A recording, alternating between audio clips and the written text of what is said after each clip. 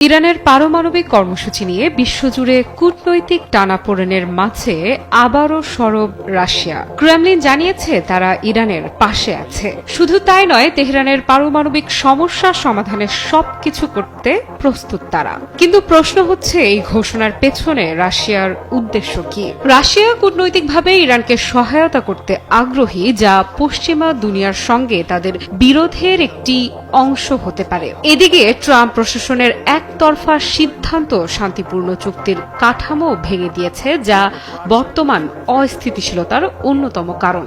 তবে ইরান এখন আরও আত্মনির্ভরশীলতার পথে। পারস্য উপসাগরীয় দেশটি চুক্তির বাইরে গিয়ে নিজেদের কৌশল বাস্তবায়ন করছে। কিন্তু ভবিষ্যতের আশঙ্কা হল, নতুন সংঘাত শুরু হলে তা কেবল ইরান যুক্তরাষ্ট্র নয়, বরং গোটা মধ্যপ্রাচ্য ও বিশ্ব রাজনীতিকেই প্রভাবিত করবে। এই পরিস্থিতিতে রাশিয়ার ভূমিকা পশ্চিমা চাপে ভারসাম্য আনার একটি কৌশল হতে পারে, যা বৃহৎ পরিসরে চীন, রাশিয়া, ইরান জোটের সম্ভাব্য গঠন বা শক্তিশালীকরণের ইঙ্গিত দেয়।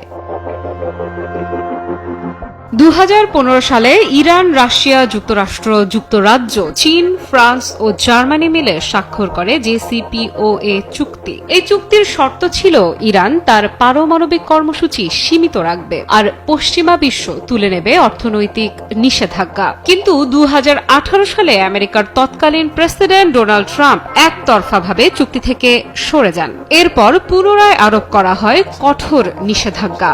ইরানও ধীরে ধীরে চুক্তির শর্ত মানা বন্ধ করে দেয়, শুরু করে ব্যাপক আকারে ইউরেনিয়াম পরিশোধন। 2025 সালে আবারও হোয়াইট হাউসে ফিরে আসেন ট্রাম্প, ফের চালু করেন সর্বোচ্চ চাপ নীতি। ইরানকে হুমকি দেন, নতুন চুক্তিতে না এলে হবে ভয়াবহ বোমা বর্ষণ। বোমা হামলার হুমকির মতো মন্তব্য কূটনৈতিক সমাধানের পথ আরও সংকুচিত করে দেয়। ইরান এর জবাবে সরাসরি আলোচনার প্রস্তাব প্রত্যাখ্যান করে বলে, যুক্তরাষ্ট্রের কোনো আগ্রাসন হলে তারা নেবে কঠোর প্রতিশোধ। তেহরানের বিরুদ্ধে যে কোনো আক্রমণ বা শত্রুতা কঠোরভাবে মোকাবেলা করা হবে। এটি মধ্যপ্রাচ্যের নতুন করে সামরিক সংঘাতের সম্ভাবনা তৈরি করে। এই উত্তেজনার মাঝে রাশিয়ার পক্ষ থেকে এলো নতুন বার্তা। ক্রেমলিনের মুখপাত্র দিমিত্রি পেসকভ স্পষ্টভাবে বলেন, রাশিয়া ইরানের সঙ্গে নিয়মিত যোগাযোগ করছে এবং কূটনৈতিক উপায়ে সমস্যার সমাধানের সব ধরনের সাহায্য করতে প্রস্তুত। অর্থাৎ রাশিয়া চায় না পশ্চিমা চাপে পড়ে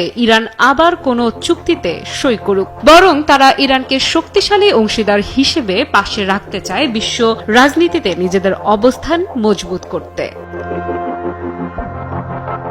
সব মশার বিরুদ্ধে সুরক্ষা দিতে এলো বসুন্ধরা এক্সট্রিম অ্যারোসল। মশার বিরুদ্ধে এক্সট্রিম সুরক্ষা। সম্প্রতি ইরানের পররাষ্ট্রমন্ত্রী আব্বাস আরাকচি জানিয়েছেন, এবার সিদ্ধান্ত যুক্তরাষ্ট্রের। সরাসরি যুক্তরাষ্ট্রের সঙ্গে কোনো আলোচনা করবে না ইরান, তবে ওমানের মধ্যস্থতায় পরোক্ষভাবে কথা বলার প্রস্তাব এখনো খোলা রয়েছে। আলোচনায় নেতৃত্ব দেবে কেবল পররাষ্ট্র মন্ত্রণালয়। এই পরিস্থিতিতে আবারও মধ্যপ্রাচ্য অস্থিরতার দ্বার প্রান্তে।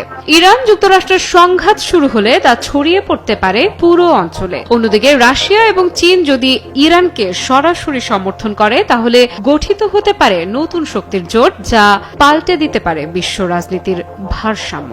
রাশিয়া বলছে তারা কূটনৈতিকভাবে শান্তি চায়, যুক্তরাষ্ট্র বলছে তারা নিরাপত্তা নিশ্চিত করতে চায়, এদিকে ইরান বলছে তারা নিজেদের সার্বভৌমত্ব রক্ষা করতে চায়। কিন্তু এসব কথার আড়ালে লুকিয়ে আছে সামরিক, রাজনৈতিক ও অর্থনৈতিক সংঘাতের এক ভয়াবহ সম্ভাবনা। আফ্রিকা ইফরাত।